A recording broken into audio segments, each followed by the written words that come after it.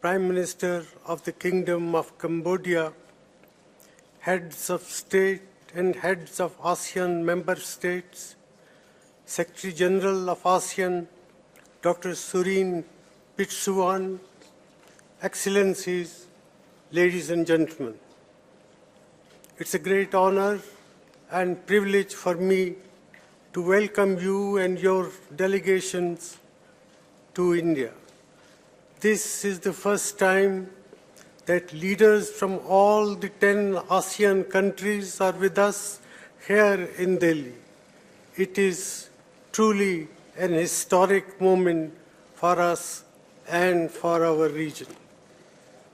Excellencies, we are commemorating not only 20 years of dialogue, partnership, and 10 years of annual summits between India and ASEAN, we are also celebrating something more enduring and precious.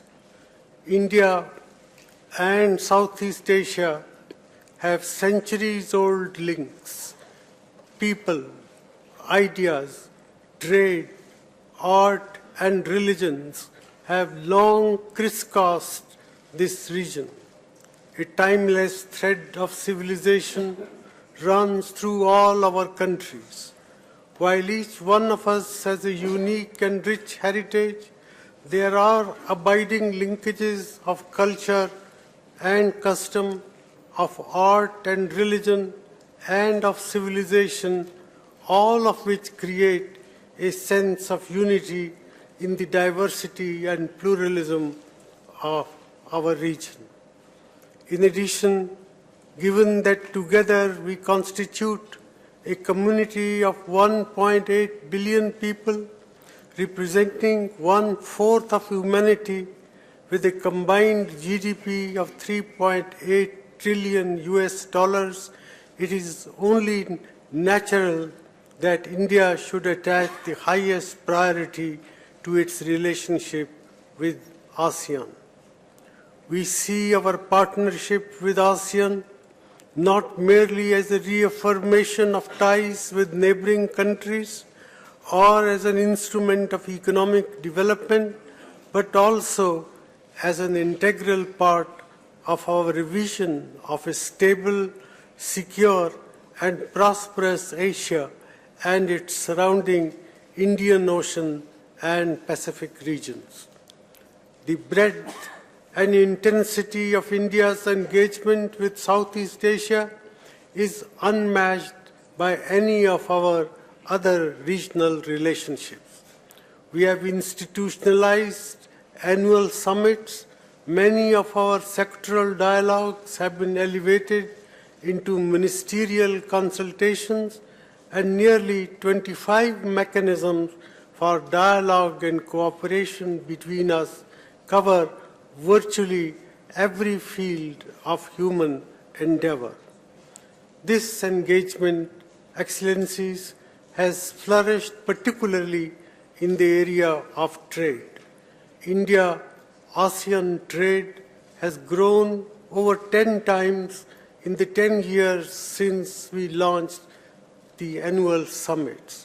Following the implementation of our free trade area agreement, in goods, trade grew by 41% in Indian fiscal year of 2011-12.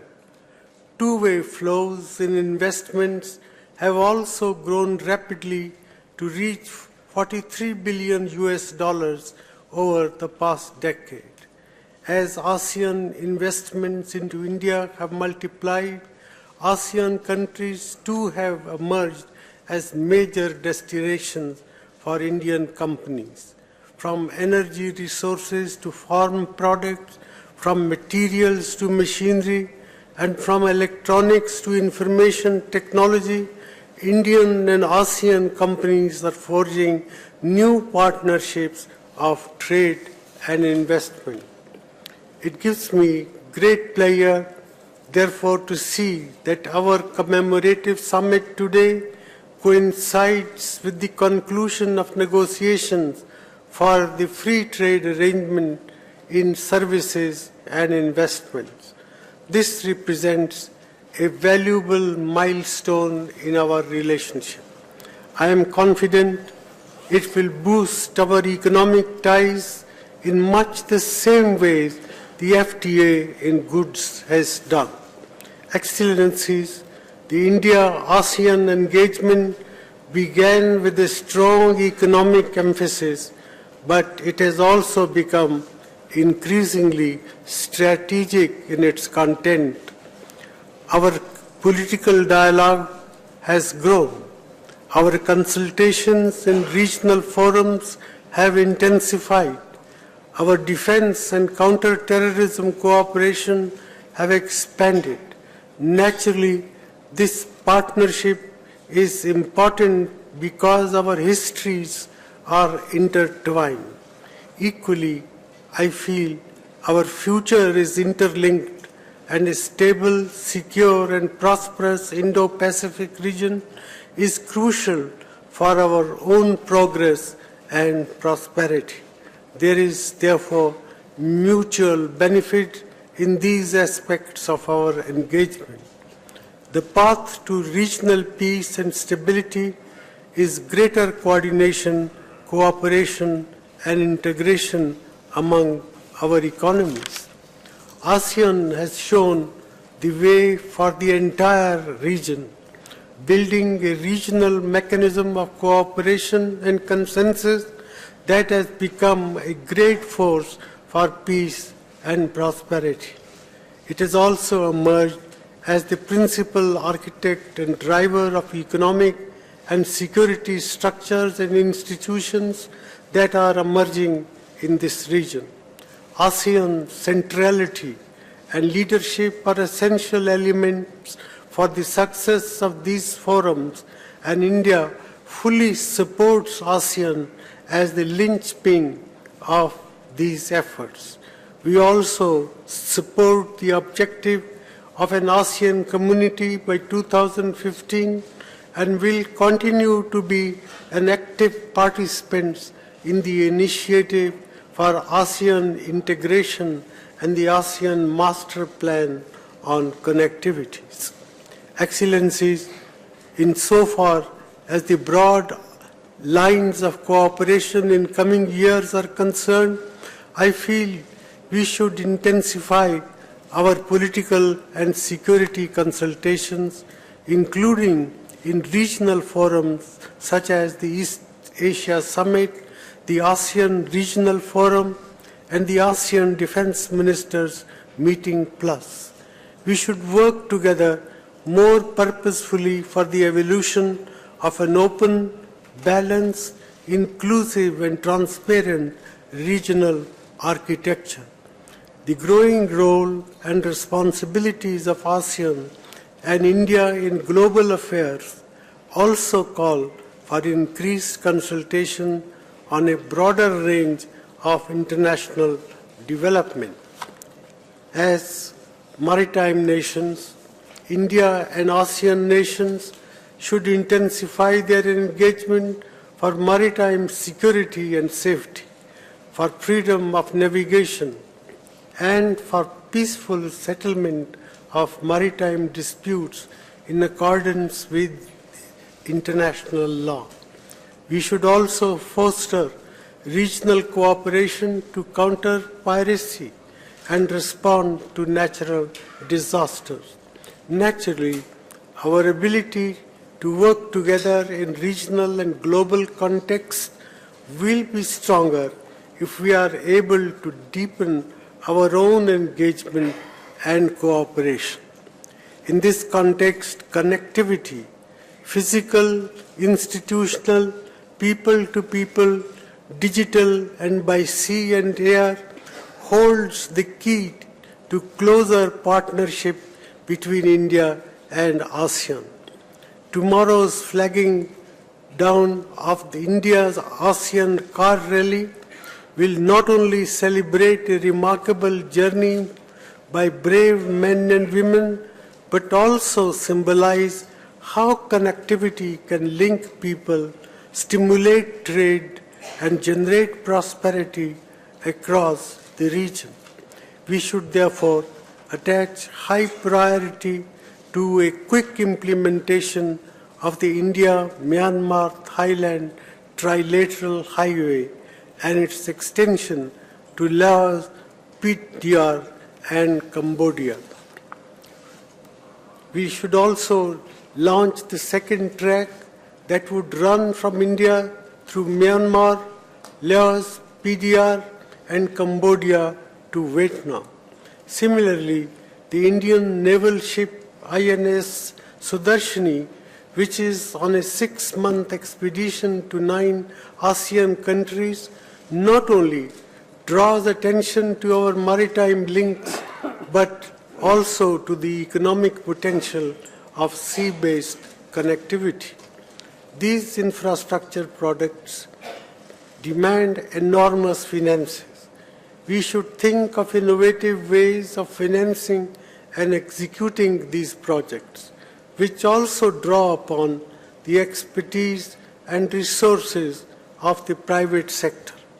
Improved connectivity will lead to expanded commerce. I am optimistic that our trade will exceed $100 billion by 2015, and we should aim for the milestone of $200 billion 10 years from now.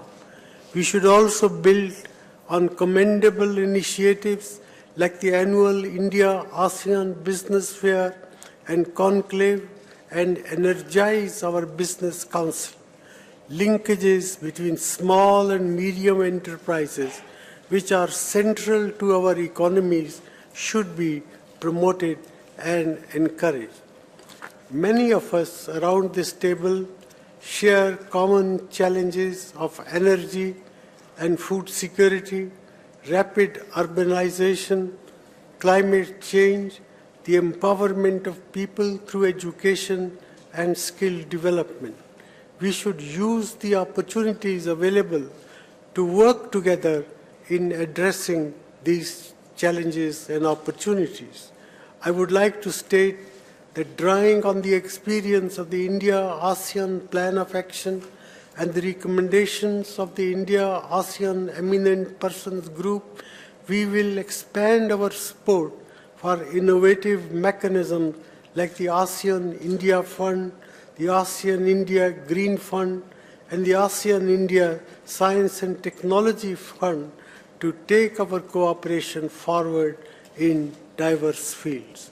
Excellencies, ladies and gentlemen, this is a time of great flux and transition, with several unsettled questions and unresolved issues in our region. Our responsibility to work for peace has increased and become more urgent. Our shared values, convergent worldviews, and similarities in approaches to the region should help us make the India-ASEAN relationship more comprehensive and elevate it to a strategic partnership for the next decade and beyond.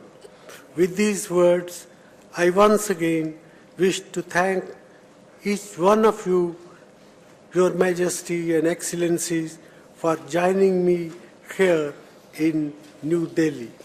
Your participation has already made this summit memorable. I very much look forward to hearing your valuable views on the future of our relationship. I would now like to invite my co-chair, His Excellency Prime Minister Hun Sen of Cambodia, to make his remarks regarding the ASEAN-India partnership.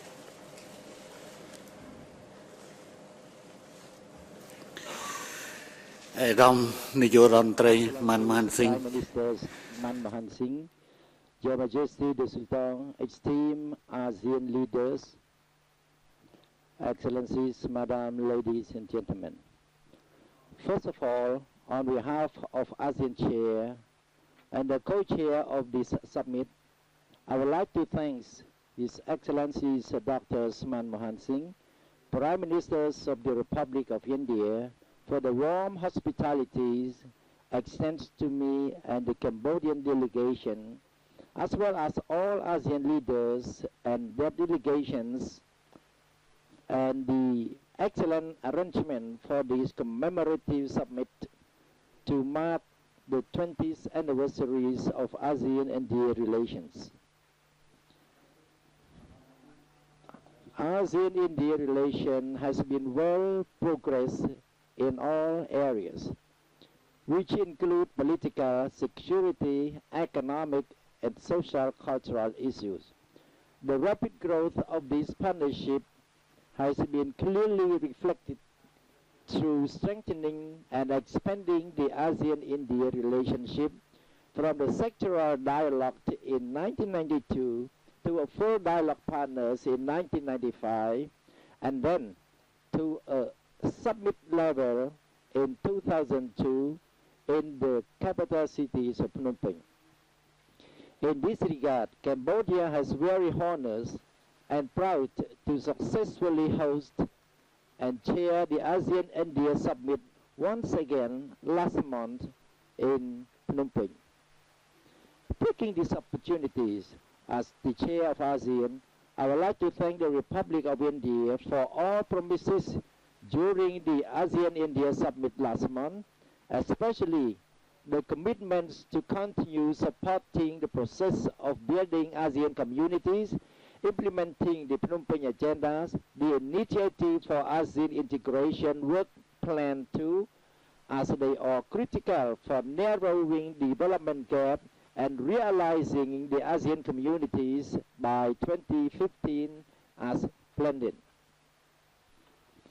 This commemorative summit today is held in the context of evolving ASEAN century, in which ASEAN economies has led growth, while the global economies is still facing severe crisis.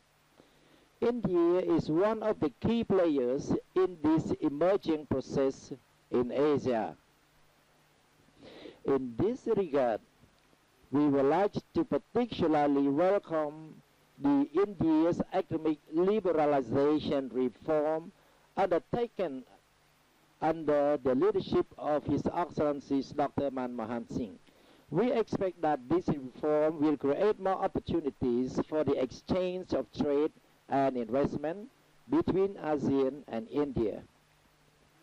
While ASEAN is in amidst of the ongoing efforts to build ASEAN communities by 2015, we attach greater importance to a closer cooperation between ASEAN and India in all areas of mutual interest, especially in addressing various challenges in order to elevate our partnership to a higher level. In this regard, Cambodia welcomes the vision statement of the ASEAN-India Commemorative Summit, which will incorporate many practical measures recommended by the ASEAN-India Eminent Person Group, with the objectives to further deepen ASEAN-India relations and elevate to a strategic level. Despite we have so far made tremendous progress, I believe that ASEAN and India need to further exert efforts to effectively implement the plan of action to implement the ASEAN-India Partnership for Peace, Progress, and Shared Prosperities for 2010 and 2015. I'm of the view that the enhanced cooperation between ASEAN and India is very crucial to reap all opportunities for ASEAN-India trade to achieve $100 billion in 2015.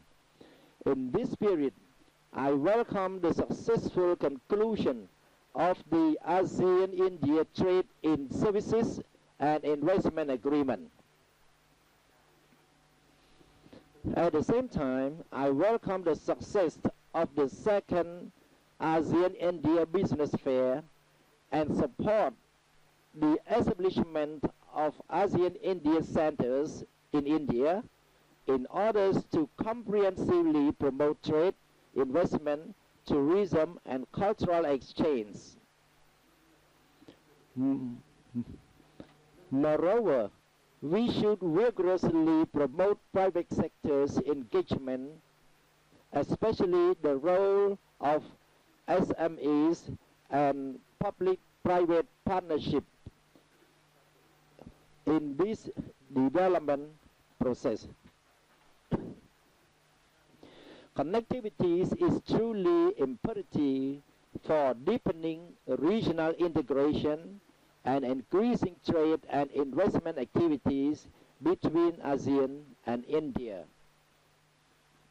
Cambodia thanks and appreciates India's commitment to support Master Plan on ASEAN connectivities and ASEAN ICT Master Plan 2015. I would like to encourage a regular consultation between ASEAN Connectivities Coordinating Committees and the Interministerial Group on ASEAN-India Connectivities in order to coordinate and oversee all cooperation activities related to connectivities within ASEAN and between ASEAN and India. At this point, I remain calling for an early convening of the ASEAN-India Transport Ministers meeting to kick off discussion on the completion of the India-Myanmar-Thailand trilateral highway with the extensions to Lao PDR and Cambodia and a new highway project connecting India, Myanmar, Lao PDR, Vietnam, Cambodia highway.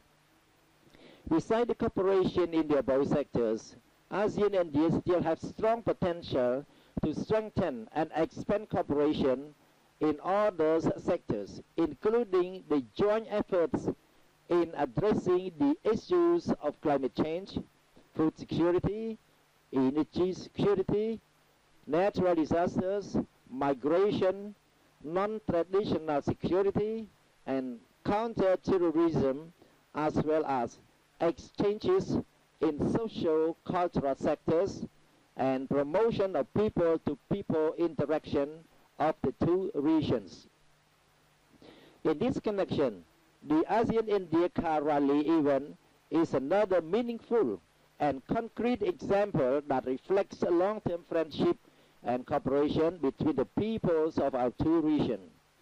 Finally, I would like to emphasize that with India's support for ASEAN centralities, the consolidation of collective political will and resources, human, economic, cultural, and natural, would turn ASEAN and India into the region of peace, stabilities, prosperities, and competitiveness that will continue to lead global growth.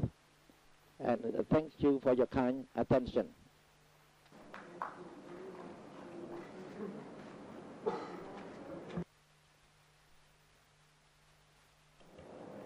I now invite His Majesty Haji Hasnal Bolkiah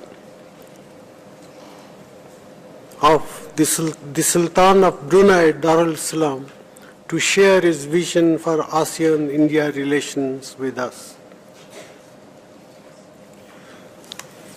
Thank you, Prime Minister Singh.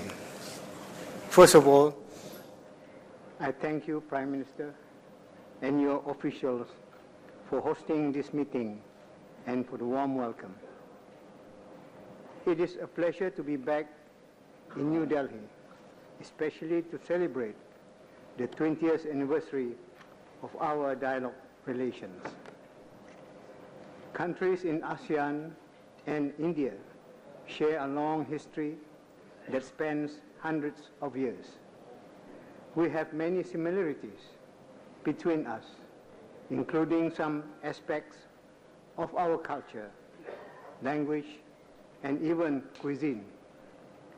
These historical links have been the basis of the modern-day partnership between ASEAN and India.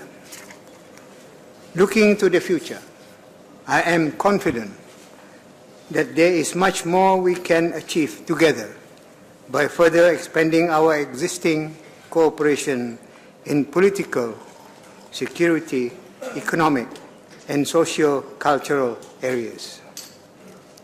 There is also much potential in our work on connectivity, which we have recently embarked on together.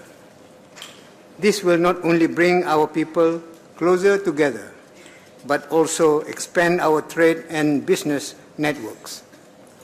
In this regard, your government's continued support and commitment to the ASEAN Connectivity Master Plan is very much appreciated. And I am pleased that many of this year's commemorative activities, such as the car rally, which we will witness tomorrow, and the recent expedition to our region by the Indian sailing ship Sudarshini, reflect our efforts in enhancing connectivity between us. Mr. Chairman, it is encouraging to note that this year we have surpassed our trade target of $70 billion, which demonstrates the growing strength of our trade relations between global economic uncertainties.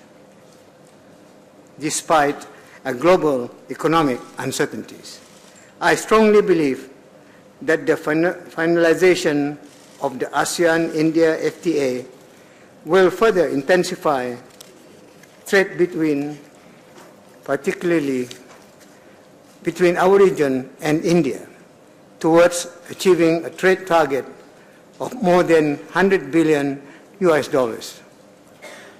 So I wish to thank you, Prime Minister Singh, for your efforts and personal commitment to strengthening our trade cooperation, to ensure that we fully realize a future of peace, progress, and shared prosperity between ASEAN and India.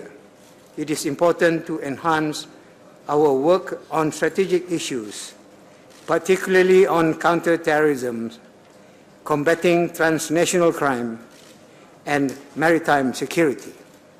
We appreciate India's continued participation in the ASEAN Regional Forum, ARF, and the ASEAN Defense Ministers Meeting plus ADMM plus, as well as the expanded ASEAN Maritime Forum. Finally, Mr. Chairman, as country coordinator, I would like to assure you of Brunei's continuing commitment to our cooperation. With the support of my ASEAN colleagues here, I am confident that we can build upon the progress we have already achieved and ensure that this partnership brings benefit to all our people. Thank you. Thank you very much, Your Majesty. May I now invite the President of the Republic of Indonesia, His Excellency Dr. Susilo Bambang Yudhoyono, to address this gathering. Thank you, Mr. Chairman. Bismillahirrahmanirrahim. Your Excellency, Prime Minister Manmohan Singh, Your Majesty and Excellencies, Heads of State and Heads of Government of ASEAN, I join my ASEAN colleagues in expressing our appreciation to the government and people of India for your gracious hospitality and for hosting this ASEAN-India Commemorative Summit. I welcome the celebrations of the 20th anniversary of ASEAN-India dialogue relations through a number of people-centered activities.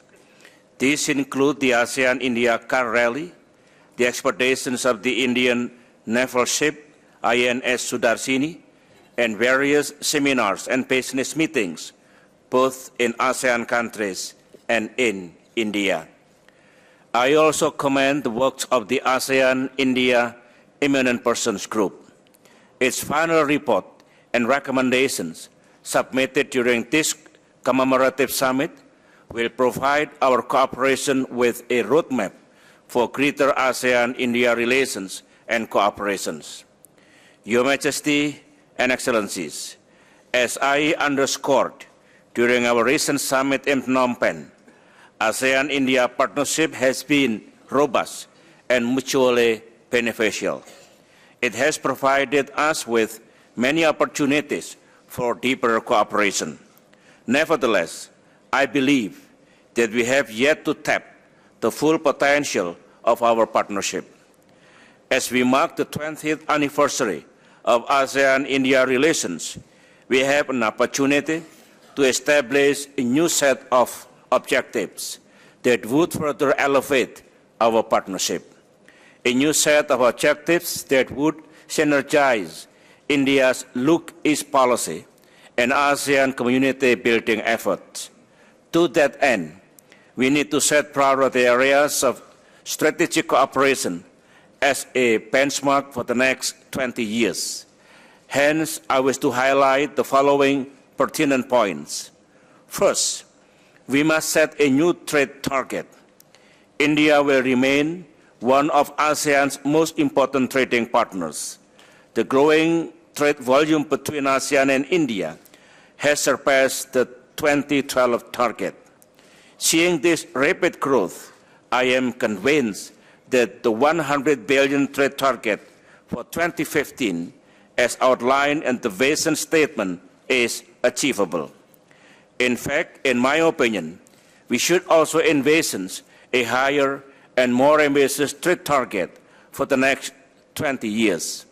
I believe we can advance this through increased investment cooperation.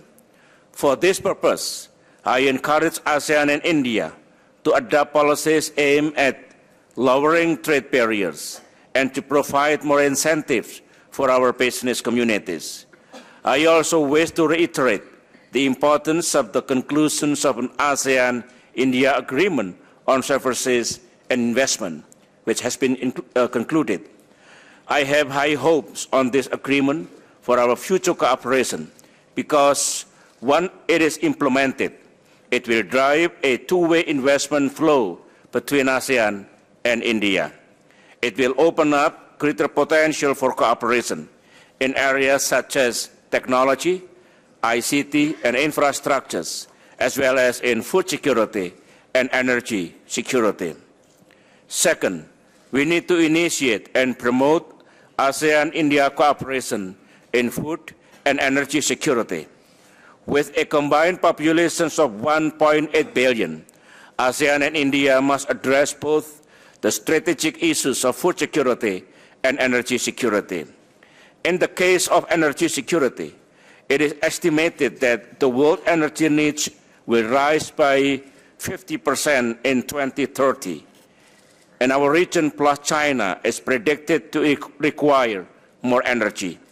Some of our countries will become more dependent on oil to fulfill its energy needs. It is therefore important that we cooperate in developing new and renewable energy sources. Whereas in the case of food security, as our population is predicted by the population divisions of UNDSA to reach approximately 2 billion in 2025, we will face a pressing challenge of providing them with sufficient supply of food. This is surely not an easy task. We must address the issue of more food productions, more productivity in land use, and affordability of food prices. Hence, I recommend that we task our relevant ministers and officials to initiate concrete efforts to address the issues of food and energy security. More joint research in the agriculture sector and cooperation among centers of energy research in ASEAN and India should therefore be encouraged. Third, people-to-people connectivity must be enhanced. Travel of business people and academicians, as well as journalists between ASEAN and India, should be fostered to take advantage of the richness of our 1.8 billion human resources potential.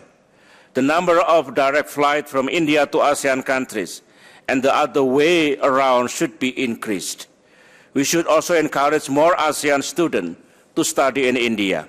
In the case of Indonesia, this is even more relevant as our histories have shown that as early as the 7th century, some kingdoms in Sumatra, Indonesia, sent their youngsters to study in India. To further encourage people-to-people connectivity, we should explore more areas of cooperation in digital connectivity in line with the ASEAN ICT Master Plan of 2015. Fourth, we need to promote further ASEAN-India maritime cooperation. The geopolitical and geoeconomic map of the world keeps evolving. While the center of the global economy is shifting eastward, the Indian and the Pacific Ocean have been and will become even more important in providing the vital sea route for trade and commerce. In these oceans lie the principles of oil shipping lanes, as well as the main navigational choke points for the world's commerce.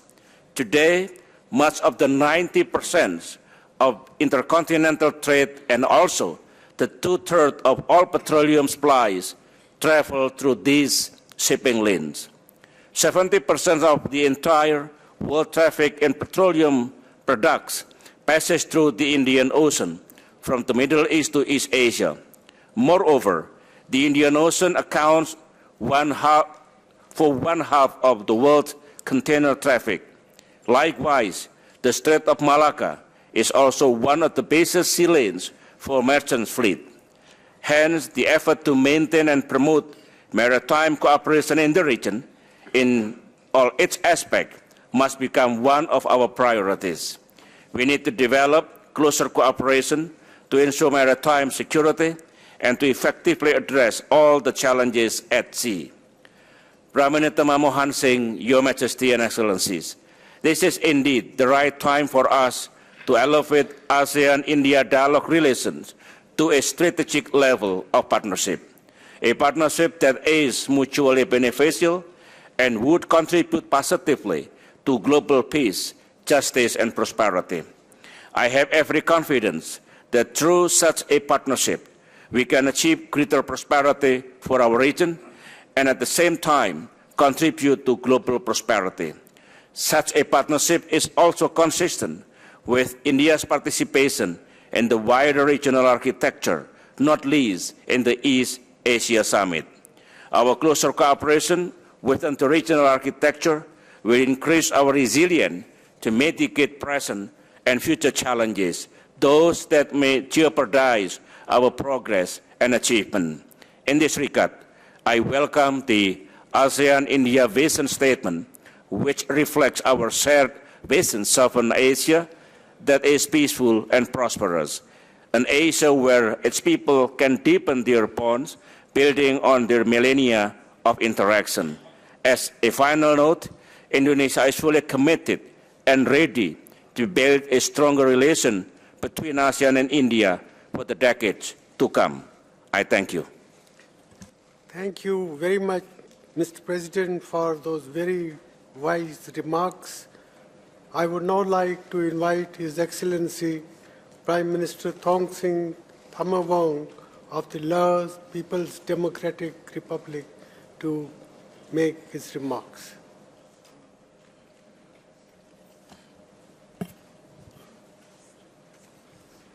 ท่านประธานสมเด็จบรรดาท่านผู้นำอาเซียนข้าพเจ้ามีความ It is my great honor and pleasure to attend this ASEAN-India Commemorative Summit, which is now being convened to mark the 20th anniversary of the ASEAN-India dialogue relations.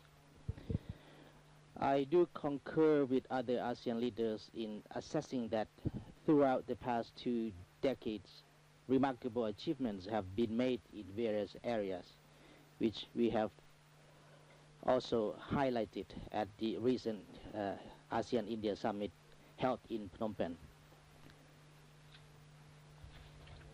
the capital of the Kingdom of Cambodia. The activities which have been jointly organized by ASEAN and India during the past years have made significant contribution to the ASEAN community building process, which is scheduled to commence on the December 21st, 2015. I also appreciate India for its support extended to ASEAN during the past years, particularly in the area of human resource development, as well as the establishment of Entrepreneurs Development Center and English training centers for the new ASEAN member countries.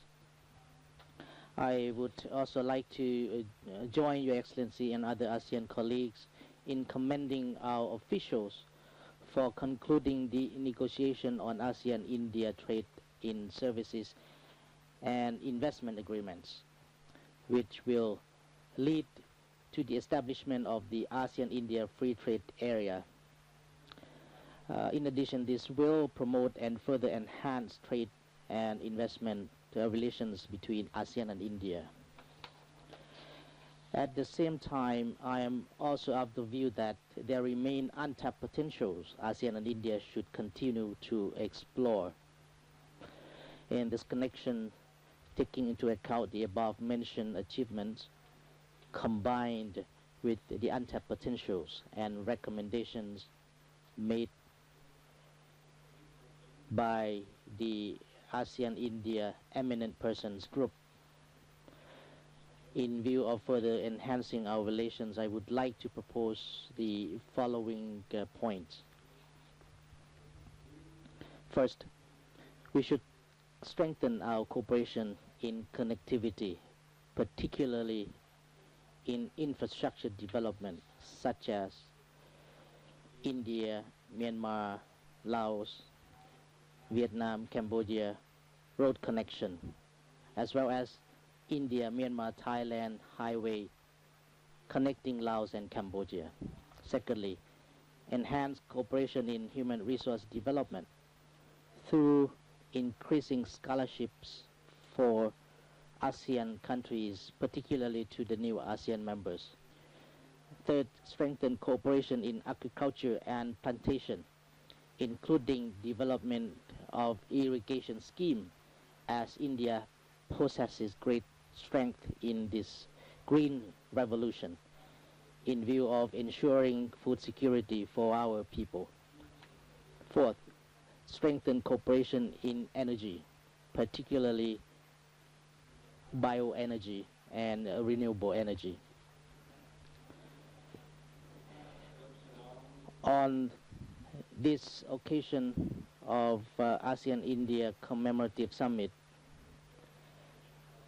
I would like to congratulate the concerned sectors in organizing various joint activities by ASEAN and India, including the ASEAN-India Car Rally, an initiative proposed by the Lao PDR at the 8th ASEAN-India Summit held in Hanoi in 2010. And I'm pleased to attend the flagging down ceremony of the ASEAN-India Car Rally, which is scheduled to be held tomorrow. In addition, I'm pleased to adopt the ASEAN-India Vision Statement, which forms a basis for charting out ASEAN and relations in the near future. Thank you very much. Thank you very much, Mr. Prime Minister, for those very constructive thoughts. I now invite the Prime Minister of Malaysia, His Excellency Datuk Seri Najib Tun Razak, to present his views. Your Excellency Prime Minister Dr. Manmohan Singh, Your Majesty, distinguished ASEAN colleagues, it gives me great pleasure to be here in New Delhi to be part of this commemorative summit to mark the 20th anniversary of ASEAN-India dialogue relations.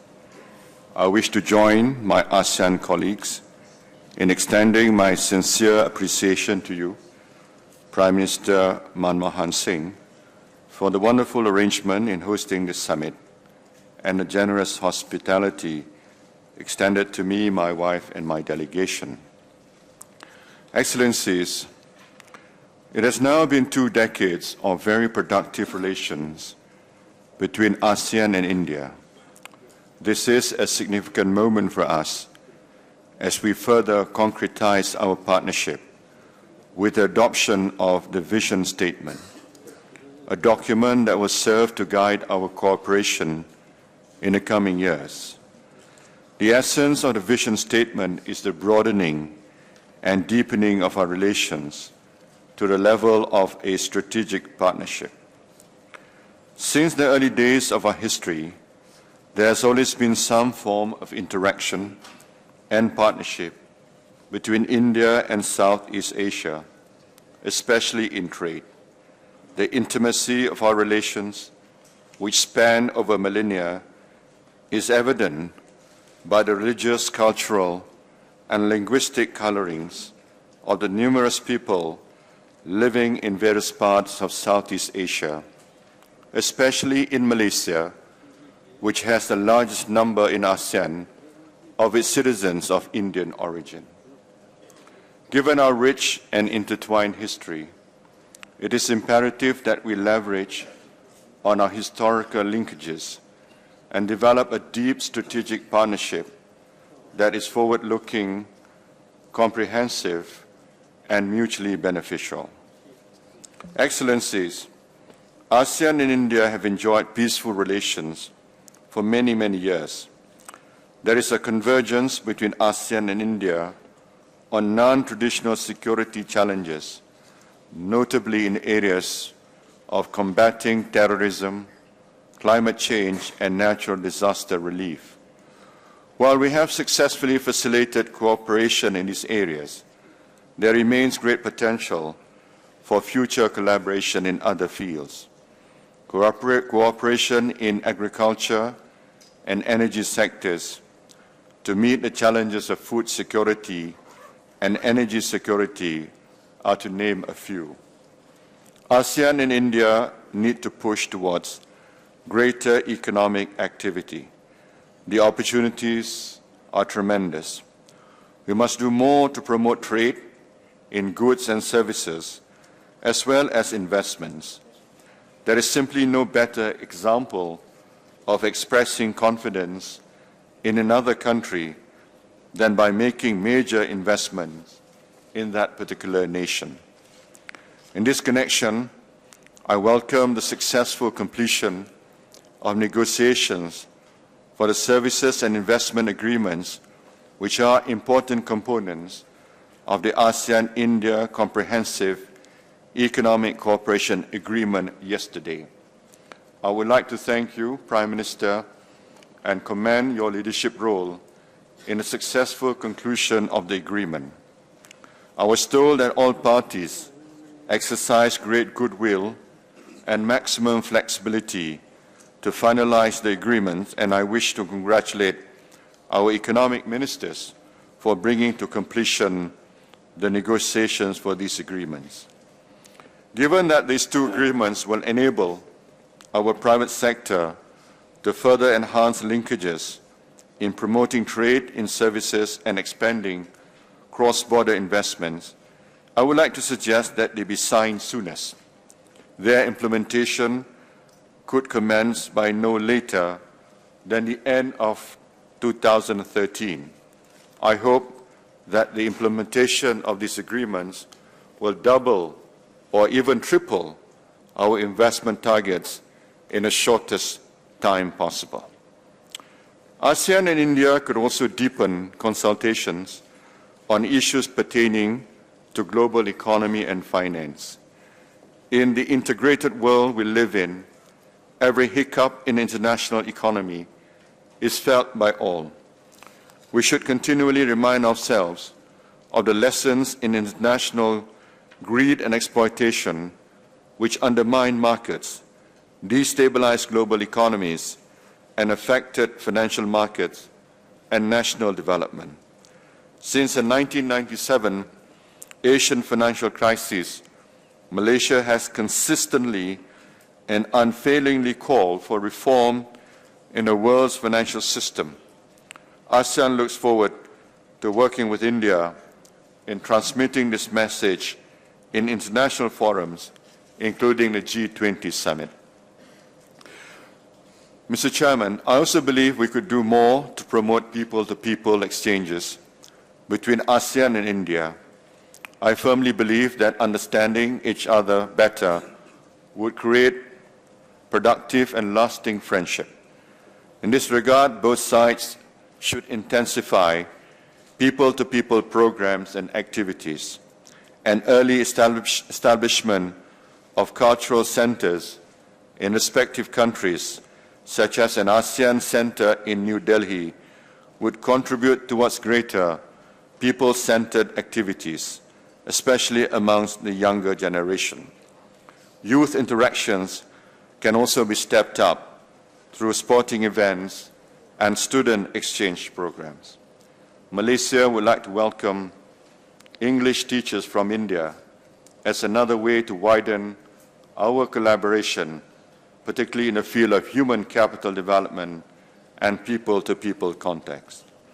The second ASEAN-India car rally, which passed through 8 of the 10 ASEAN member states en route to India, completed its 26-day expedition today, and I very much look forward to the flag down ceremony. The rally is a good example of enhancing people-to-people connectivity, besides its original objective of improving road transport connectivity. I believe it is just a matter of time that such events become no longer novel, but a commonplace happening between peoples of ASEAN and India. In conclusion, let me say that although there are significant opportunities for expansion in ASEAN-India relations, we cannot and must not take this relationship for granted.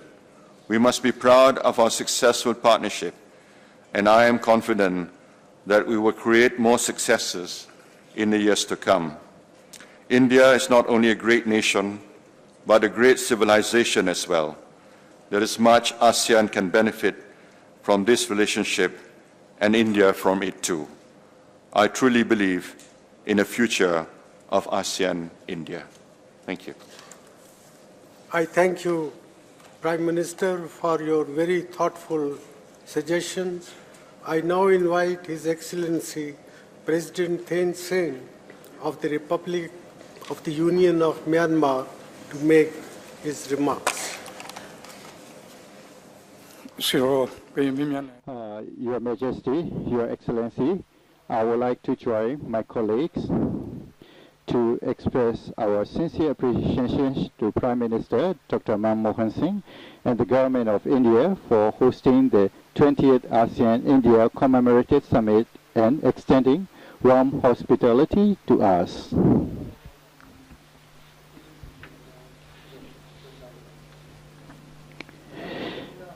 As we commemorate the 20th anniversary of the ASEAN-India relations, we are very satisfied with the developments in multi-sectoral cooperation realized in 20 years. The fruits that are bearing today are the results of our joint efforts. In marking the historic moment, we will be adopting another milestone document to further consolidate our future relations. India is an important dialogue partner of ASEAN, and the role of India in maintaining peace and stability in the region is crucial. We also appreciate India's support in our efforts in building ASEAN community in 2015. Moreover, in fulfilling our common desire, this commemorative summit will elevate the ASEAN-India partnership to a strategic level. As we are striving to foster closer cooperation in various fields, we welcome the report of the ASEAN-India Eminent Persons Group and their recommendation to build closer partnership for peace, progress, and shared prosperity. We highly appreciate India's accession to the Treaty of Amity and Cooperation, TAC, in Southeast Asia in 2003 and its active role in the ASEAN-led regional processes and its support for ASEAN's centrality in the evolving regional architecture. In this way, ASEAN and India are closely engaged in political and security issues. Being a neighbor of India, Myanmar attaches great importance and security cooperation between ASEAN and India. While we are working closely in political and security areas, we are also striving to increase trade relations between ASEAN and India. In this respect, we commit ourselves to achieve the trade volume to US 100 billion for ASEAN-India trade by the year 2015. We are encouraged to learn the developments in the ASEAN-India trade negotiations. Furthermore, we will continue to promote private sector engagement and to encourage collaboration in the small and medium enterprises. We highly appreciate India's support to ASEAN community building. We will continue to cooperate with India for the full realization of ASEAN-India Plan of Action to implement the ASEAN-India Partnership for Peace, Progress and Shared Prosperity. We appreciate India for assistance to the ASEAN integration in enhancing capacity building, strengthening human resource development in the CLMB countries. We are delighted to note the success of ASEAN-India Car Relay 2012.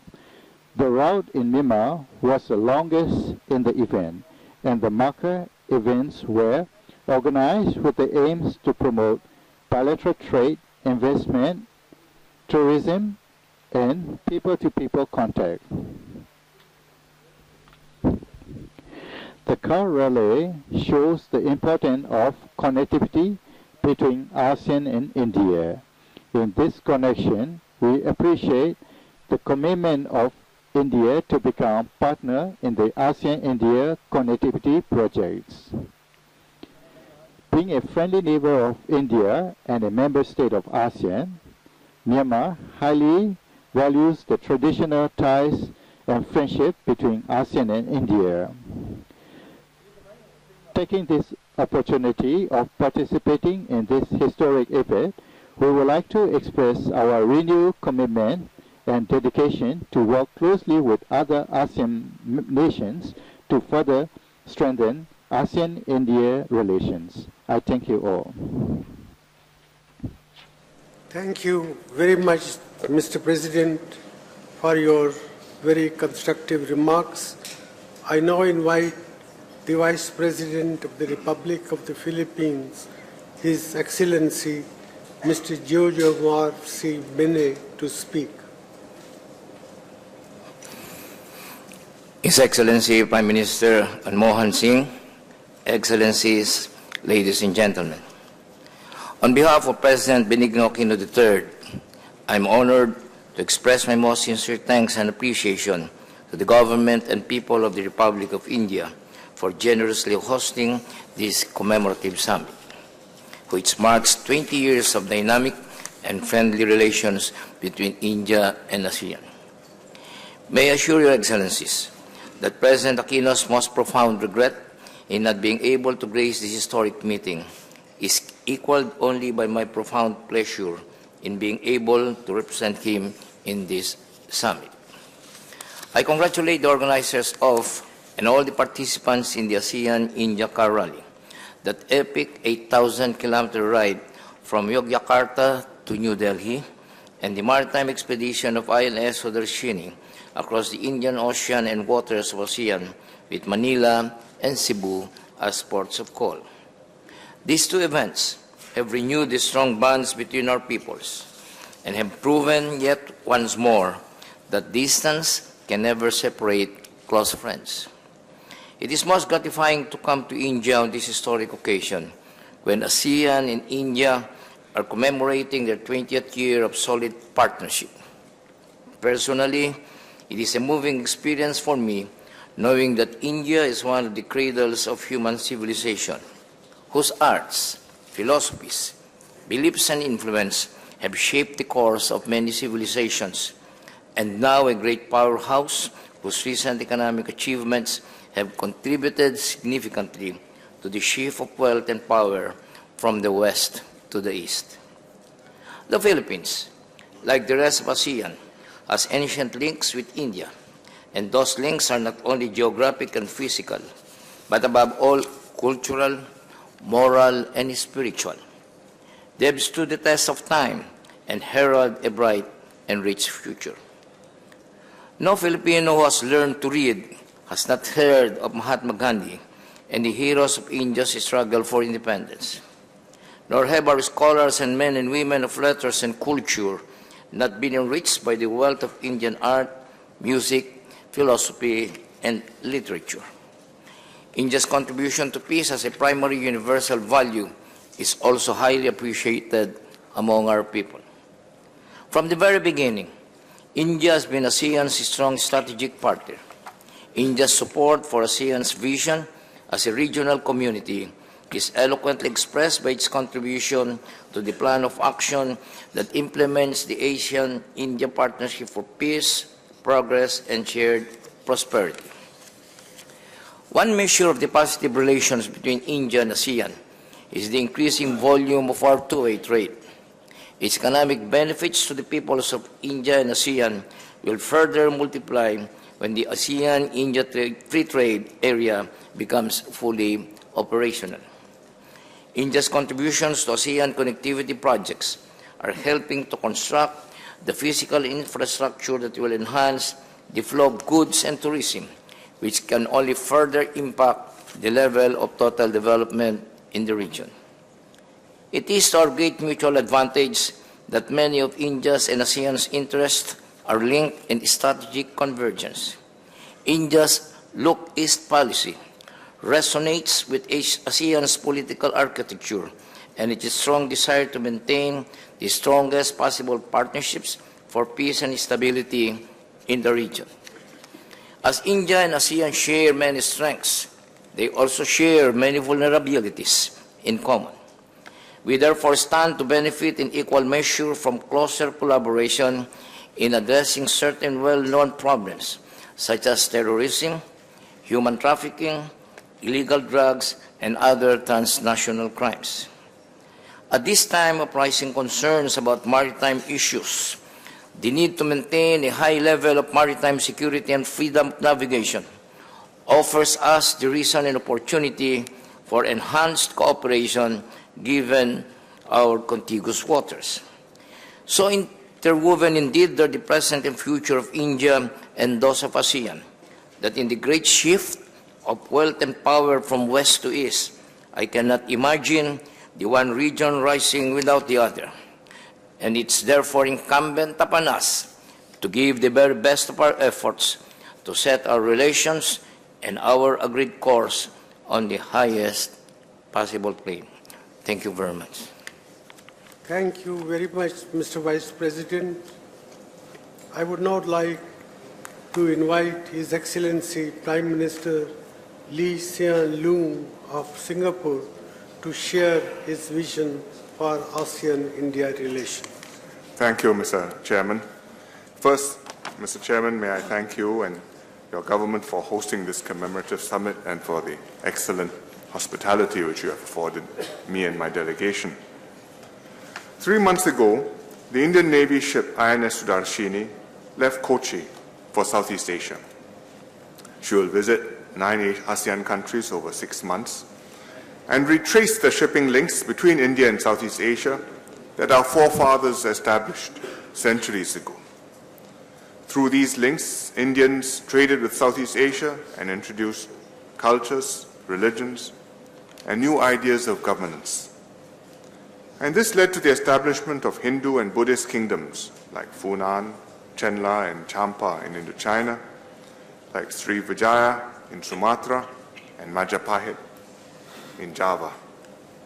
Indeed, Singapore, then known as Temasek, was a tributary state of Majapahit, and our present name, Singapura, has Sanskrit roots.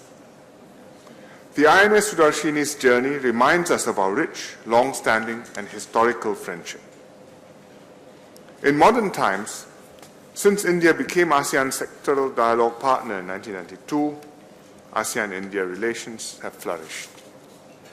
India has participated actively in the regional architecture, in the ASEAN Regional Forum, in the East Asia Summit, and most recently, the ASEAN Defence Ministers Meeting Plus.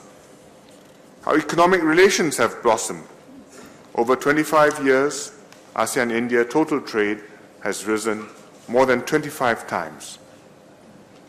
From 1993 to 2011, over less than 20 years. And India has contributed to ASEAN's development. For example, the ASEAN-India Fund supports joint projects in areas like human resource development and agriculture. Under the East Asia Summit, we work together in the Nalanda University project, which is progressing well and which will revive Nalanda University's glorious history and attest to the close cooperation between India, ASEAN, and the other partners. Prime Minister Singh has been instrumental in strengthening India-ASEAN relations. As Finance Minister in 1991, Prime Minister Singh's economic reforms opened India to the region and catalyzed our economic cooperation. And these closer economic links paved the way for cooperation in political, security, and social areas. As Prime Minister Singh has continued to support India's engagement of ASEAN. For example, he has reaffirmed India's partnership with ASEAN as a foundation of India's Look East policy and proposed an arc of advantage and prosperity to strengthen cooperation between India and ASEAN. And we'd like to thank the Prime Minister for his leadership. Singapore has long supported India's strategic engagement of our region. We welcome India's Look East policy as a clear signal of India's desire to reconnect with Southeast Asia and East Asia. We facilitated India's efforts to engage ASEAN, first as sectoral dialogue partners in 1992, then as full dialogue partners and members of the ARF and the East Asia Summit. And we will continue to do our part to promote India-ASEAN ties. Closer India-ASEAN relations are more important today than ever, to both sides. For India, over the past 20 years, India's global weight has increased, as have its links with the world. India's prosperity has become much more closely tied to the fortunes of Asia and the world. And as an emerging power, India plays an important role in shaping a balanced regional order. From ASEAN's point of view, the relationship has become more important also because we need to strengthen ties with India's dramatic progress. Also, over the past 20 years, the regional architecture has evolved significantly. ASEAN is the logical fulcrum for powers to engage Southeast Asia and one another in the broader region. Strong ties between ASEAN and India will greatly help ASEAN continue to play this role. And therefore, ASEAN welcomes India's continued involvement and hopes to build on progress over the past 20 years. There's much more that we can do to strengthen our relationship. First, we should promote economic integration at all levels. Bilaterally, we should do that. For example, between Singapore and India, we have a comprehensive economic cooperation agreement, which was India's first comprehensive economic agreement with any country. And in fact, Singapore's first comprehensive bilateral economic agreement with a South Asian economy. And we are close to completing the second CICA review, which will expand our economic cooperation even more. We should cooperate regionally, for example, in the ASEAN-India FTA. I welcome the successful conclusion of the ASEAN-India FTA services and investment negotiations, and the ASEAN-India FTA is now a comprehensive agreement in line with the other ASEAN Plus One FTAs. And we look forward to the expeditious signing and implementation of the agreements. We should also cooperate in the broader region. for example, through the Regional Comprehensive Economic Partnership, or RCEP. RCEP is not just an FTA, but it is a strategic partnership between ASEAN and its key partners. And with the conclusion of the Asean-India FTA negotiations, we welcome India's full participation in RCEP negotiations. This will enable India to take its rightful place in the regional integration efforts. Secondly, we should work to strengthen cooperation in ASEAN connectivity projects.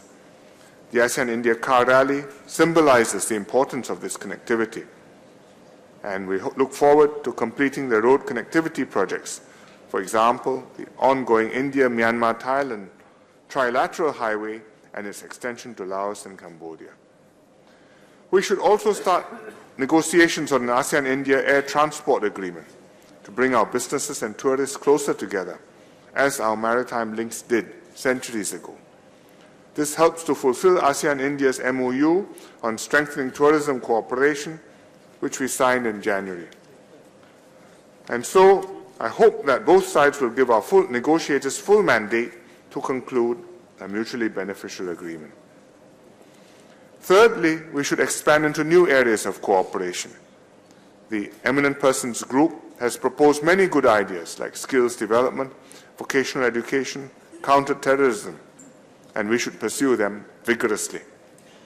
Finally, I'd like to add my endorsement to my colleagues' endorsement of the vision statement. It charts the future direction of ASEAN-India relations. It supports elevating ASEAN-India relations to a strategic partnership, and I look forward to cooperating with all parties to promote peace, prosperity, and security for our peoples. Thank you, Mr. Chairman. Thank you very much, Prime Minister, for those very wise remarks. I now invite Her Excellency Prime Minister Yingluck Shinawatra of the Kingdom of Thailand to make her remarks on our future partnership. Mr. Chairman, Your Majesty, Excellency, I would like to join other colleagues in thanking Prime Minister Mohammed Han Singh for the warm hospitality and excellent arrangement for this commemorative summit in the New Delhi. It is an honor to visit the city twice in 1 year, first during the Republic Day celebrations and now today. Before I came to New Delhi, I visited Bodh Gaya, the birthplace of Buddhism and important site for Buddhists worldwide. It is also an important symbol and reminder of the deep cultural links between India and cradle of civilization of Asia, of Southeast Asia, a place where diverse cultural heritage coexist in harmony. Today, we are celebrating 20th year of ASEAN-India relations and setting the direction for the future. As we move toward a new era of strategic partnership between ASEAN and India, enhancing connectivities between us will be key. Greater road, sea, and air links lead to more trade and investments, business partnership, and technical cooperations. These benefit both India and the ASEAN communities, including the Mekong regions. Indeed, India's comprehensive integrated master plan for the development of the Chennai, Bangalore regions and Maritime Agenda 2010 to 2020 complement the master plan on ASEAN connectivities. May take these opportunities to congratulate all parties for the success of ASEAN-India Car Rally. It has highlighted the importance of connectivities to the public. This was certainly achieved in Thailand, with the car rally passing through 22 provinces and 2,000 kilometers. I look forward to the flag down ceremony tomorrow. On land, we need to urgently complete the existing Thai-Myanmar-India trilateral highways and the extension of other countries, as well as the development of economic corridors connecting South Asia and the Mekong regions. By sea, Thailand is interested in the development of the Mekong-India economic corridor through the Chennai, Twai, Lam Chabang maritime link. This economic corridor would facilitate transportation of automobile parts, computer and electronic parts, rubbers and other material to support relevant industry in India and the ASEAN community. But connectivity is not only infrastructure links, but also people-to-people links and connectivities of ideas. Through India's Look East policy and ASEAN Look West policy, we need to achieve a greater convergence of ideas and interests. We need to work together to fight terrorism, promoting maritime securities, disaster management, energy, food securities, and sustainable development goals. We also need to promote greater mutual understanding between our people through exchange at all levels, in particular our students, youth, and academia. With enhanced connectivities, ASEAN and India can build a comprehensive economic partnership that rely on each other's strength. This partnership will enable both India and ASEAN to focus on region-led growth, in particular during times of uncertainty in the development economics. We therefore welcome the conclusion of the ASEAN-India Trade in the Services and Investment Agreement. This outcome will bring greater benefit for our people. It will also make possible the trade target set in our vision statement of $100 billion by 2015. More importantly, this landmark success will further forth deeper economic integration between the two regions. The ASEAN-India FTA will also be an important pillar for the regional comprehensive economic partnership ASEP. Thailand also looks forward to working with India not only within the context of ASEAN-India dialogue relations, but also through other beneficial sub-regional frameworks such as BIMSTEC and Mekong-Ganga cooperation. This interlinked frame of cooperation have built a strong foundation for ASEAN-India relations today and also made our regional cooperation more dynamic. I am confident that a strategic partner between ASEAN and India will be an important pillar to this rising Asia. And I hope that this network of cooperation would continue to contribute to Asia's peaceful rise that can serve as an engine of global growth and foster global stability and progress. Mr. Chairman, lastly, I wish to congratulate India for hosting the India-ASEAN Business Fair and for organizing cultural performance involving all 10 ASEAN member states. They reflect the important role of private sector and people-to-people ties in the India-ASEAN relationship.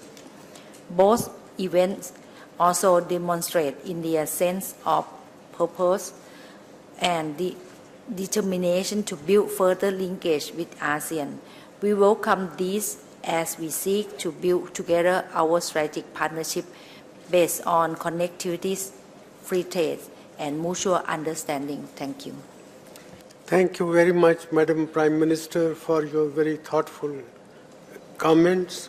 I now invite the Prime Minister of the Socialist Republic of Vietnam, His Excellency Mr. Nguyen Thanh Dung, to share his perspective of the future ASEAN-India partnership. Thưa Ngài Thủ tướng, Manmohan Singh, Your Majesty, ASEAN colleagues, let me first express my sincere thanks to Prime Minister Manmohan Singh and the people of India for the warm reception and hospitality extended to us. I highly value the efforts made by the Indian government and Mr. Prime Minister personally in organizing with ASEAN this commemorative summit to observe the 20th anniversary of the ASEAN-India Dialogue Partnership. I strongly believe that this summit will be a hallmark in and create added impetus for the ASEAN-India Dialogue Partnership. Vietnam has high regards for India's important role in peace, stability, and development in the Asia-Pacific and in the world.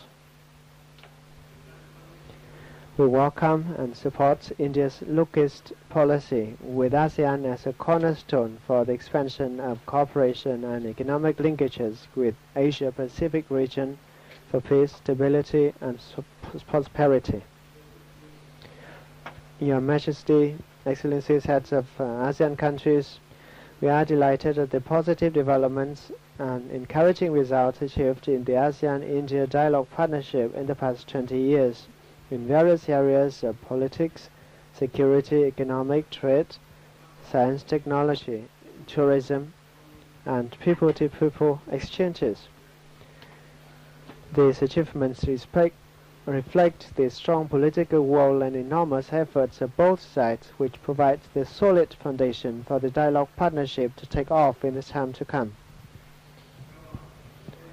I therefore endorse the summit's vision statement as well as the upgrading of ASEAN-India relations to strategic partnership. Looking forward to the future, ASEAN and India need to build on the achievements scored in the past 20 years and continue to strongly promote the ASEAN-India Dialogue Partnership and cooperation to be more meaningful and effective. Accordingly, we need to increase resources for the implementation of commitments, agreements, and cooperation programs, particularly the Plan of Action for 2010-2015 to implement the ASEAN-India Partnership for Peace, Progress and Shared Prosperity.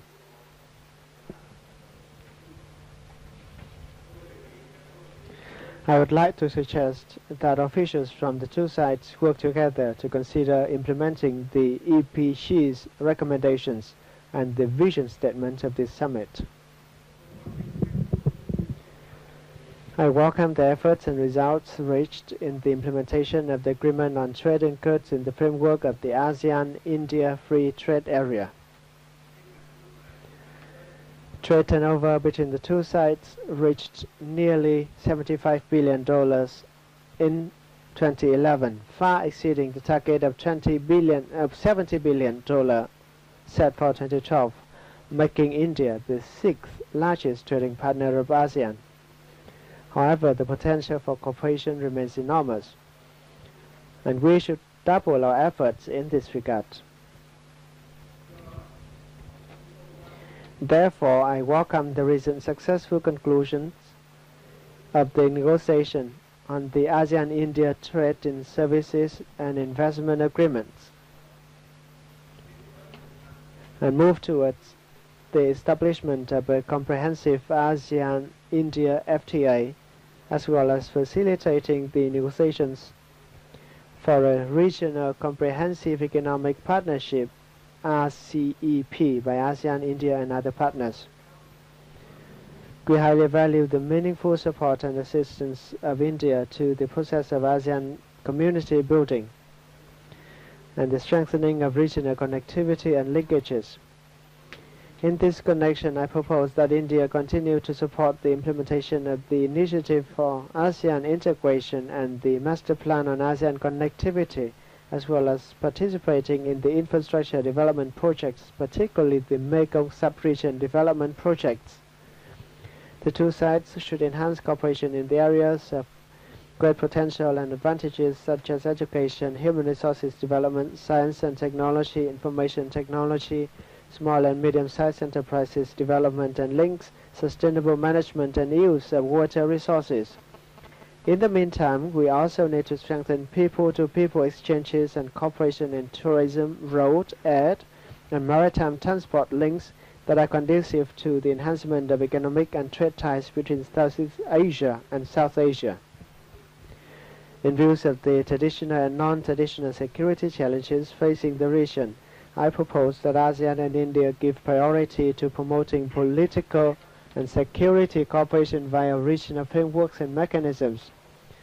I look forward to India's continued close cooperation with ASEAN and support ASEAN centrality, as well as actively engaging with constructive contributions in the existing regional mechanisms, such as the East Asia Summit, ASEAN Regional Forum, ASEAN Defense Ministers Meeting Plus, Expanded Maritime Forum. We should establish norms for and deal with regional security challenges, including maritime security and safety, freedom of navigation, terrorism, transnational crimes, piracy, climate change, and energy security for peace, progress, and prosperity in the region. I also hope that India support ASEAN and China in their full implementation of the Declaration on the conduct of parties in the South China Sea and the ASEAN 6-point principles on the South China Sea in order to settle disputes via peaceful means on the basis of international law, particularly the 1982 UN Convention on the Law of the Sea.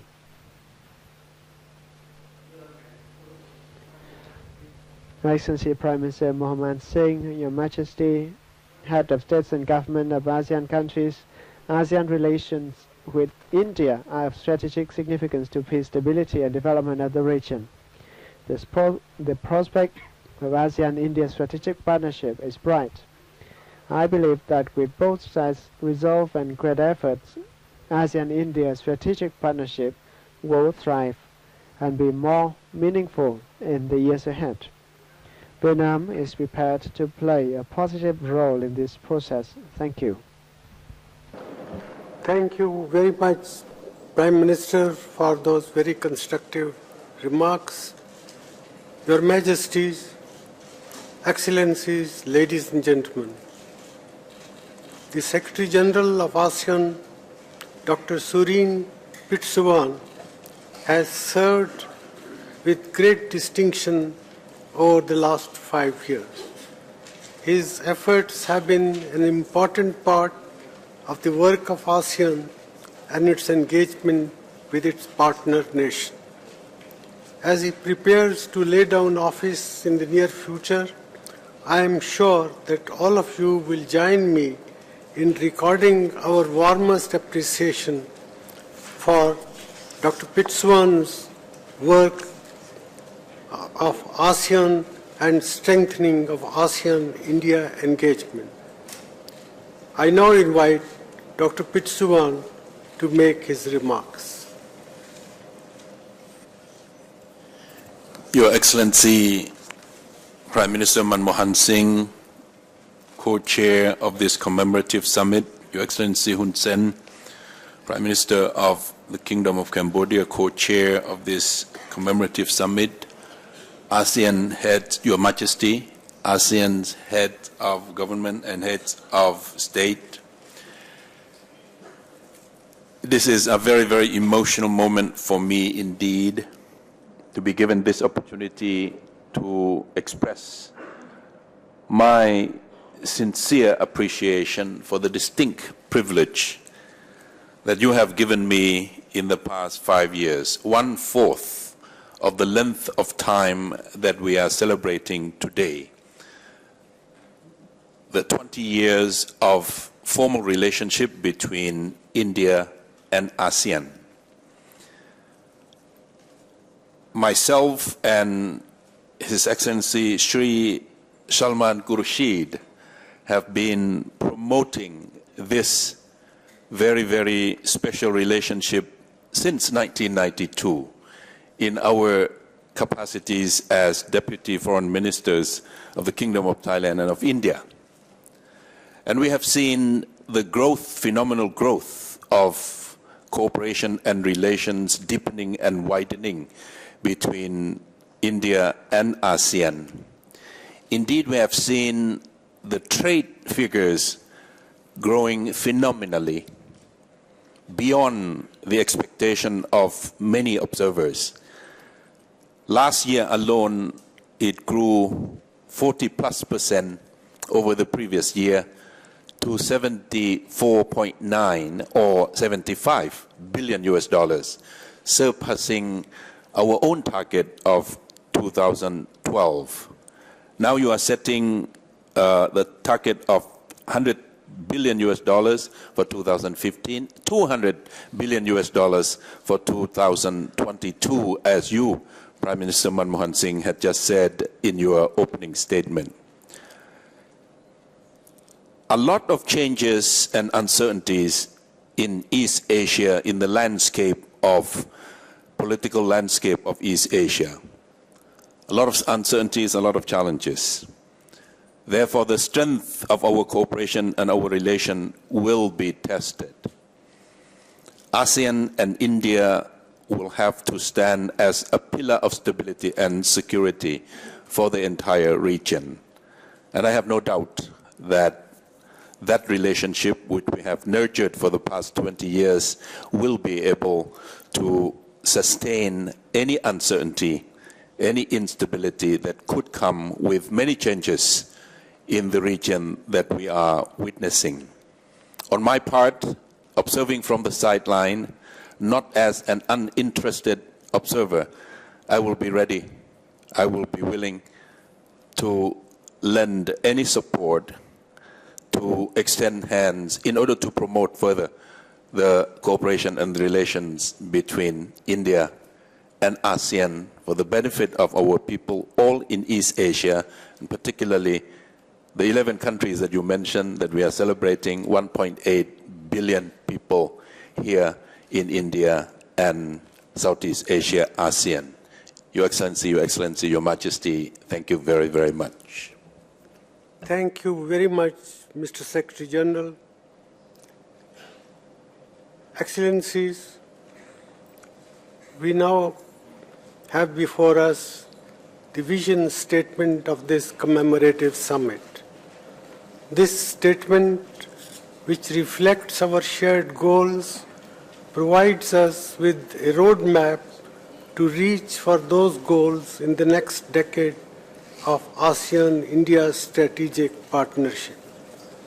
We look forward to the formulation of specific initiatives to achieve the objectives of this statement. If there are no objections, I would now like to propose the adoption of the vision statement of the ASEAN-India Commemorative Summit 2012.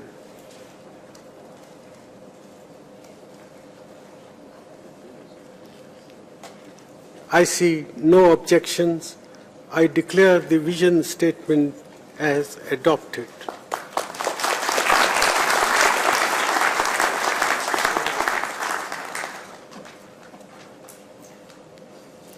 I would now like to invite my co-chair, Prime Minister Hun Sen, for his concluding remarks on behalf of ASEAN.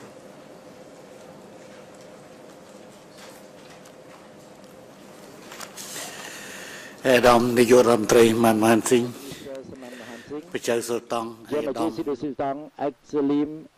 esteemed ASEAN leaders, Excellencies, Madam, ladies and gentlemen. Once again, as the co-chairs of this important historical summit and the chair of ASEAN, I am very pleased and proud that 2012 marks the 20th anniversary of ASEAN-India dialogue relation and the 10th anniversary of ASEAN-India summit. This event is truly reflecting rapid progress and close relationship between ASEAN and India. Moreover, on behalf of the ASEAN member states, I can say that we are strongly encouraged by the adoption of the vision statement of the Asean-India Commemorative Summit as the vital outcome of this summit. It includes practical measures aimed at further deepening the ASEAN-India cooperation in all sectors, including political and security, economic, social, cultural, and development, connectivities, and regional architectures, especially to elevate ASEAN-India relations to a strategic level. With this objective, we agree to promote a successful implementation of the plan of action to implement the ASEAN-India Partnership for Peace, Progress, and Shared Prosperities for 2010-2015. We welcome, in particular, the successful conclusion of the ASEAN-India Trade in Services and Investment Agreement. I would like to take these opportunities as a chairman of ASEAN, express my comment and thanks to the ASEAN ministers and ASEAN ministers to have concluded successfully this agreement. May the Majesty the Sultan, Excellency, ladies and gentlemen, in Phnom Penh, we all were concerned that then we were left only less than a month to start the negotiation. But with the encouragement and our determination, this negotiation take us less than a month. We can conclude it successfully. Therefore, we express our comments to our officials. The conclusion and the signing of these two agreements will facilitate further economic integration between ASEAN and India, and also contributes to the overall East Asian economic integration and to reap all opportunities of ASEAN and India trade to achieve target of $100 billion in 2015. Taking these opportunities as the ASEAN chair, I would like to thank the Republic of India once again for supporting the ASEAN centralities in the regional architectures and all promises made during the ASEAN-India Summit in Phnom Penh last month, especially the commitments to continue today, and His Excellencies raised the support and expressed on the throughout this implement, especially his commitment to continue supporting the process of building ASEAN community, implementing the Phnom Penh agenda, the initiative for ASEAN integration work plan 2, as they are critical for narrowing development gap and realizing the ASEAN communities by 2015 as planned. Finally, I would like to wish Excellencies Prime Minister Manmohan Singh, Your Majesty the Sultan, Excellencies, Madam, ladies and gentlemen, good health and success in all endeavors. Thank you for your kind attention. Thank you very much, Prime Minister. Your Majesty, Excellencies, ladies and gentlemen, I take this opportunity to sincerely thank each one of you for sharing your vision and views on India-ASEAN partnership. Your thoughts accurately capture the themes of peace, progress, and shared prosperity, which form the guiding principles of our partnerships. Our discussion today has demonstrated the unique strength of this partnership. I am heartened by the consensus in this room on the importance of this relationship to each one of us. We are united in our desire to improve connectivity, enhance commerce and trade, promote cooperation among our institutions, and deepen links between our people. We realize the strategic importance of this relationship in the regional and global context. The vision statement lays out a comprehensive roadmap for political, security, economic, socio-cultural, and development cooperation. It imposes on us the responsibility to work diligently and innovatively to fulfill the heightened expectations from this relationship. Excellencies, the vitality and durability of our partnership will depend not only on what the governments do with each other, but also on how we facilitate greater interaction between our people, our students, our scientists, our academics, our intellectuals, media, entrepreneurs, agriculturists, and artists. That is why this commemorative summit is particularly special. We have with us not just leaders and diplomats from the 10 ASEAN countries, but also students, experts, farmers, and artists. On this occasion, I would like to record my sincere appreciation for the excellent recommendations made by the Asean-India Eminent Persons Group, many of which we have endorsed today in our vision statement. We will explore others as we continue on our journey. I'm very happy that we have decided today to elevate our relationship to a strategic partnership.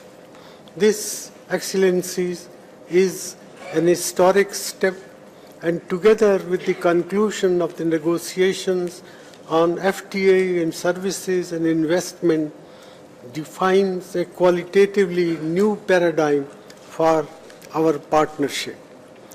It is a natural progression of the journey we embarked on together in 1992, and it will serve our relationship well in the next decade and beyond.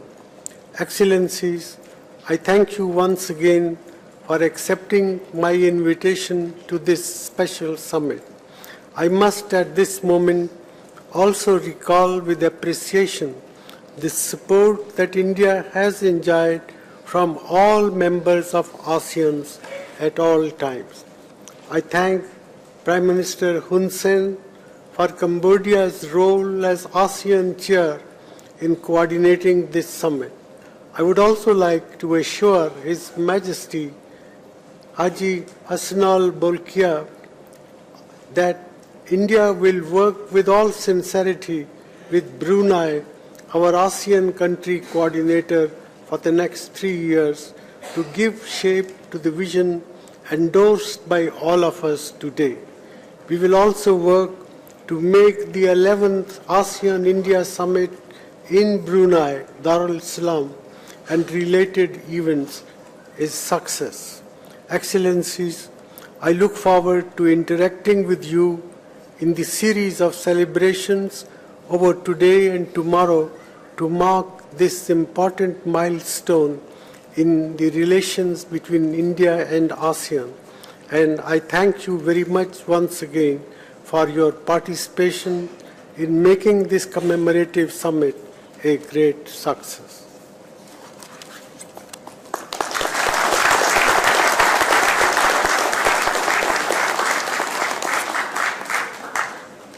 Thank you very much.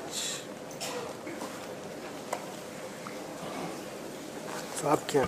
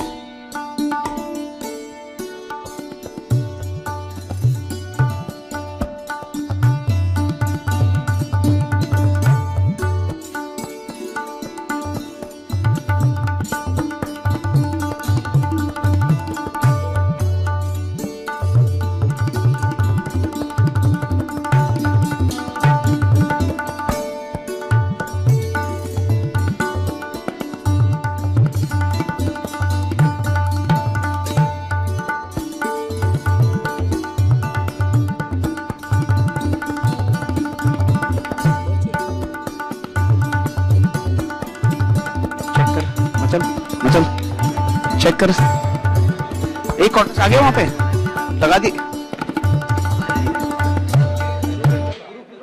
बोल बोल बोल, on है,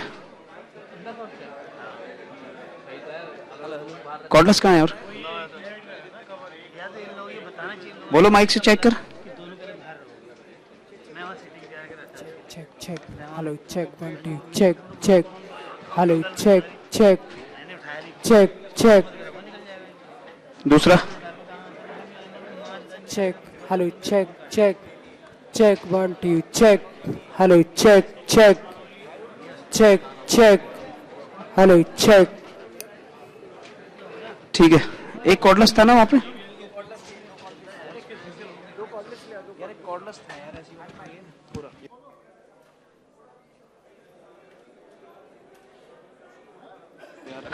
hello hello,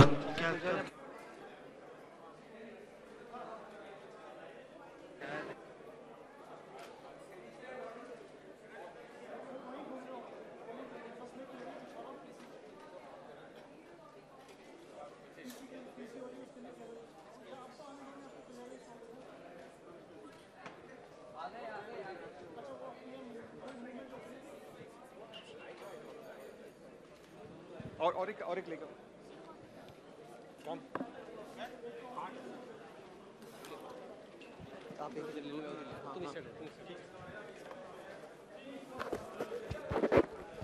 hello,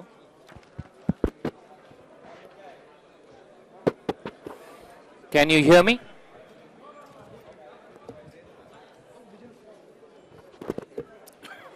it's not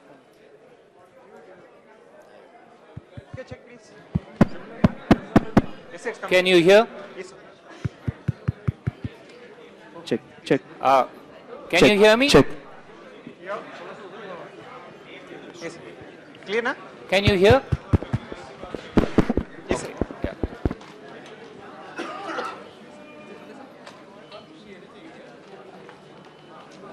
Good evening, friends, and thank you very much for being patient and willing to stay back after the event for this press event.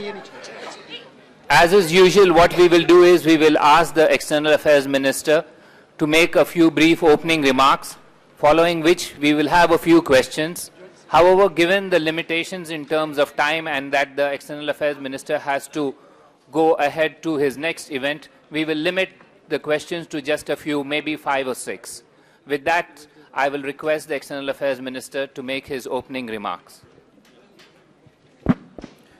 Good evening, ladies and gentlemen. Welcome to this press briefing on the occasion of the Asean-India Commemorative Summit. You've participated in this, so you have a good idea of what transpired today. I must acknowledge the presence of Secretary East, Mr. Sanjay Singh, on whose shoulders, in fact, along with his very, very efficient team of officials, on their shoulders rested the entire responsibility. And I do believe that you will acknowledge and accept that this is this commemorative summit inaugural. The plenary that you have seen has gone off remarkably well, and they deserve to be warmly congratulated.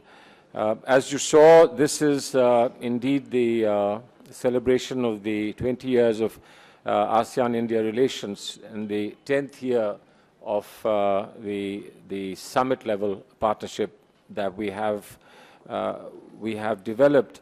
And this was co-chaired by the Prime Minister of India and His Excellency Samdech Hun Sen, the Prime Minister of the Kingdom of Cambodia. And it was attended by 9 heads of state or governments and the Vice President of Philippines. We will remind you that the sectoral dialogue partnership was first established in 1992, a full dialogue partnership in 1996, and the summit-level partnership was established in 2002. The second plan of action for the 2010-2015 years is progressing and is progressing well. the ASEAN-India Trade and Goods Agreement has already contributed, as some of the participating countries have indicated, have increased in many-fold ASEAN-India trade, which now stands at about 80 million US dollars, with our target of 100 million US dollars for 2015. The big news, of course, today for you is that as the Prime Minister said, the ASEAN-India Dialogue Partnership has been elevated to the level of strategic partnership at this commemorative summit. The leaders have today also adopted a vision statement, as was mentioned in the end, which emphasizes the collective vision for future of ASEAN-India strategic partnership for 2012 to 2022. The text of this vision statement will be made available to you shortly. In this vision statement, India has reiterated its commitment to a stable and peaceful regional environment for pursuit of sustainable development in the ASEAN region. The vision statement gives direction for further intensification of cooperation in the spheres of political security, economic, social, cultural, and connectivity pillars through specific concrete measures. On the political security front, ASEAN and India share a vision of a peaceful, prosperous, resurgent Asia, which will contribute to global peace and security. We hope to further our cooperation to meet traditional and non-traditional challenges, maritime security, and freedom of navigation, combat piracy, and improve our disaster mitigation and search and rescue capabilities. In the economic field, the leaders, as you would have noted, welcomed the successful conclusion of negotiations on the ASEAN-India trade in services and investment agreements, something that we worked on for considerable time. The signing of these agreements will facilitate further integration, economic integration between ASEAN and India, which is a very important objective. We have agreed to organize multi-sectoral strategic economic dialogues. We've reiterated our commitment to achieving a target, as I said, of 100 billion for 2015, and to promote private sector engagement, including through PPP linkages. It also recognizes the need to ensure long-term food security and energy security in the region, and the use of appropriate technology towards this end. On the socio-cultural front, we have agreed to intensify efforts to preserve and restore civilizational heritage monuments in the ASEAN countries. In this, India will make a major contribution and will continue focus on bringing to the development bridging the development gaps amongst the ASEAN countries, especially in Cambodia, Lao PDR, Myanmar, Vietnam, which we consider as the CLMV countries. In the important strategic priority of connectivity, the vision statement encourages enhancing the interface between ASEAN Connectivity Coordinating Committee and India's Inter-Ministerial Group on ASEAN Transport Connectivity. The vision statement reiterates ASEAN-India commitment to assist the completion of the very, very important India-Myanmar-Thailand trilateral highway, its extension to Lao PDR and Cambodia, and then connection to Vietnam to develop the Mekong-India economic corridor. The ASEAN and Indian officials will, in months ahead, look at the formulation of specific initiatives to achieve the objectives stated in the vision statement. These initiatives will be funded through the ASEAN-India Fund, the ASEAN-India Green Fund, and the ASEAN-India Science and Technology Development Fund. India had announced US $50 million to the ASEAN-India Fund in 2009, and now the Prime Minister has today announced a commitment to augment this contribution by another $50 million US dollars. The vision statement, we believe, will strengthen our bond and carry relations to their logical next higher level. I will now be happy to answer the questions that you have been told I will answer. Thank you very much. Yeah, Mr. Venkat Narayan. Mr. Minister, India and ASEAN are among the most dynamic economies in the world. 10 years down the line, where do you see these two regions being on the world map? And China, do you expect China to sort out its problems with India and ASEAN? And if you include China in the whole region, every second person in the world will be from this part of the world. What do you think will happen 10 years down the line? Thanks. Well, I think anybody, any serious observer of international relations will tell you that, and I'm sure that you will tell ourselves, that the relations between India and China are going to be very significant in every dimension to the world of tomorrow, and indeed will dominate the 21st century. And here in the entire fabric of this relationship, we have to weave in our respective interaction and engagement of ASEAN, because I think a lot of the energy, economic energy, will come from the ASEAN countries. They are and have been known as the Tigers of Asia.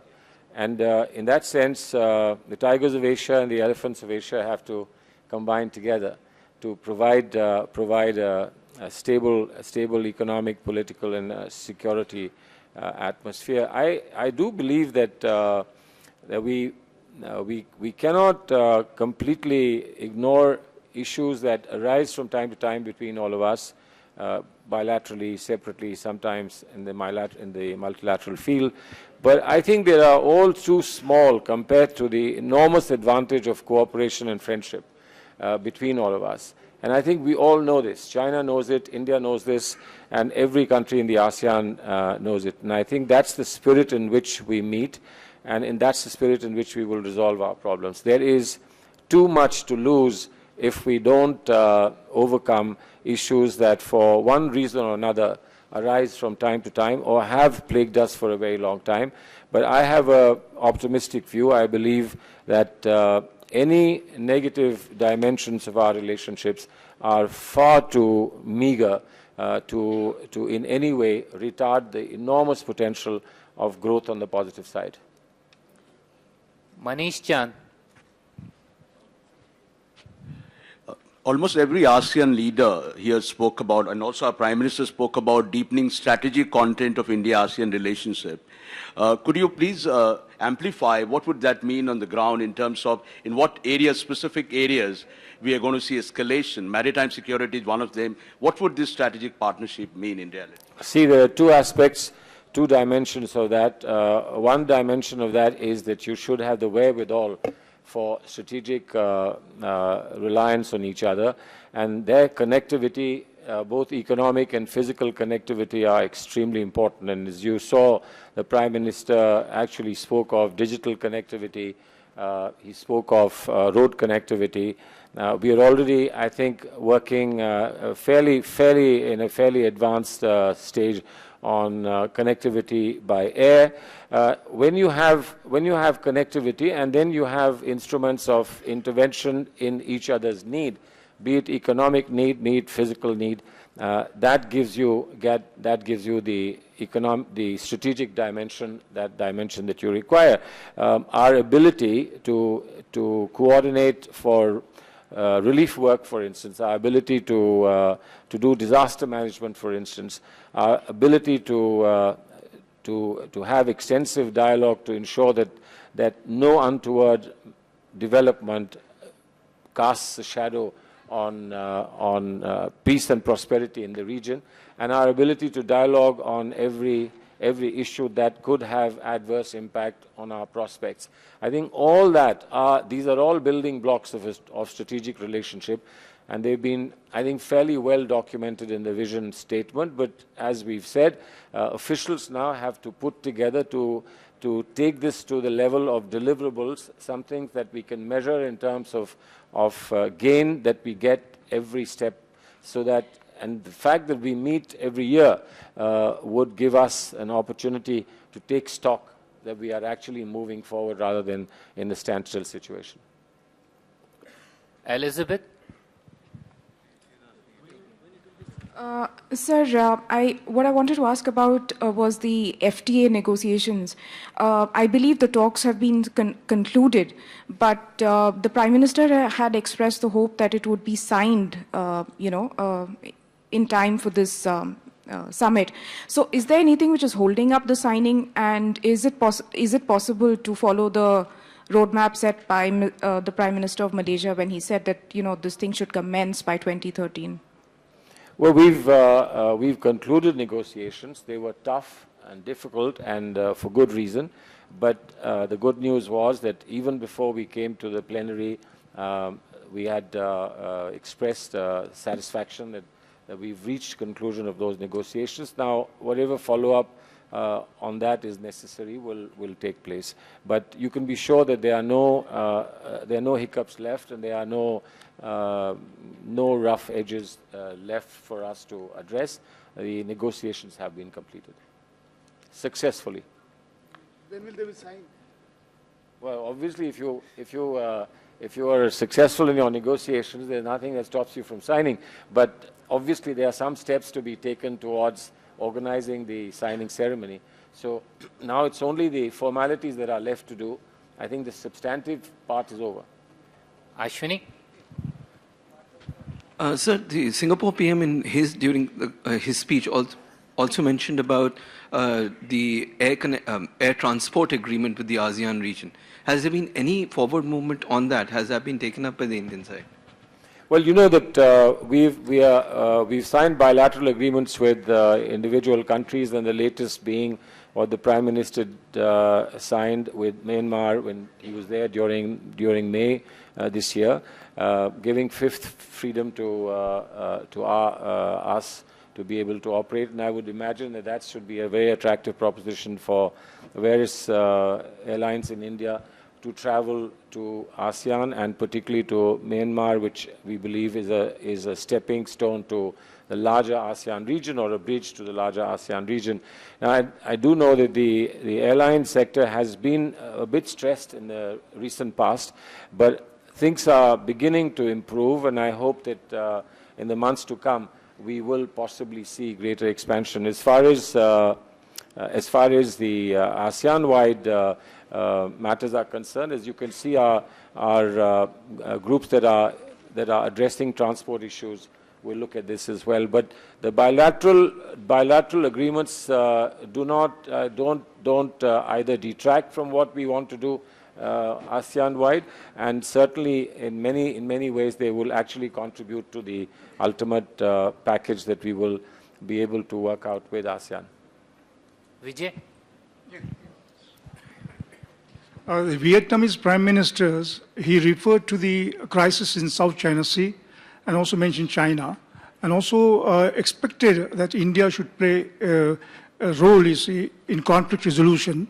What is your response? And secondly, what is going to be time frame for this trilateral connectivity in the ASEAN-India region? Well, as far as the second question is concerned, the time frame is 2016. We will meet the deadlines. There are a few difficult things to be resolved, but I think we are reasonably certain that the deadlines 2016 will be met.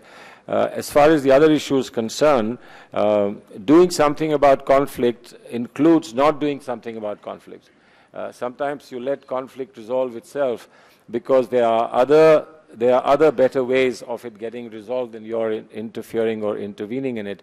There are fundamental issues there which do not require India's intervention, but in terms of some perceptions that need to be either received or conveyed within the larger ASEAN family and the India-ASEAN dialogue, I think those have gently been done already. But I think that there are some issues that really need to be resolved between the countries concerned, issues of sovereignty between the countries concerned, and we see no reason why, as good neighbors, given that there is this larger landscape and fabric of ASEAN within which everybody interacts, that they won't be able to find a solution. Let's just take it a step by step instead of rushing in and complicating the matter any further. Last question from Naveen. Sir, a little digression from ASEAN. Sir, two Italian Marines are granted Christmas break. Is India going soft on them, sir? Are you suggesting that some orders have been passed by court? We've seen the orders that have been passed by court. It's neither being harsh nor being soft. I think the courts have to decide. Courts have to decide what conditions have to be imposed. And I think you're aware that in the earlier order, the courts had allowed a certain relaxation of conditions of bail, but on the other hand, also restricted movement and kept them confined to one particular guest house. Now, if the court in its wisdom has felt that some more conditions can be relaxed, even temporarily, because this is Christmas time and people have to show some degree of generosity and compassion at the time of Christmas for families to be together, we should respect what the court has done. I think the court must have sought assistance from all sides, including from state lawyers, and after that come to some conclusion. I haven't seen the order in detail, but I know, broadly speaking, that some bail conditions have been waived and some temporary relief in terms of movement has been allowed to them. We will get the order and read it, but this is entirely a matter between the court and the petitioners. Now, if we are asked to convey anything as on behalf of the Italian government, because they would presumably communicate whatever they have to through us, we will do so. The point is that we must not confuse two issues. We must not confuse what the court has to do and with what we do in the normal course in terms of diplomatic relations with friendly countries. Thank you very much. With that, we come to the end of this interaction. Just a small clarification.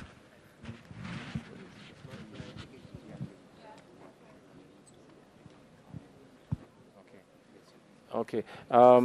Well, just one correction.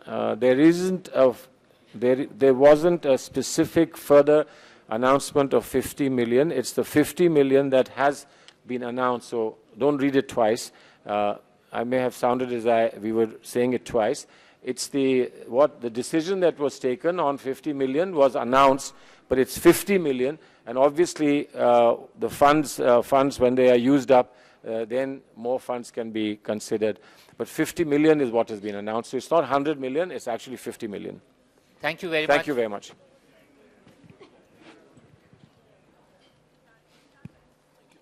Okay.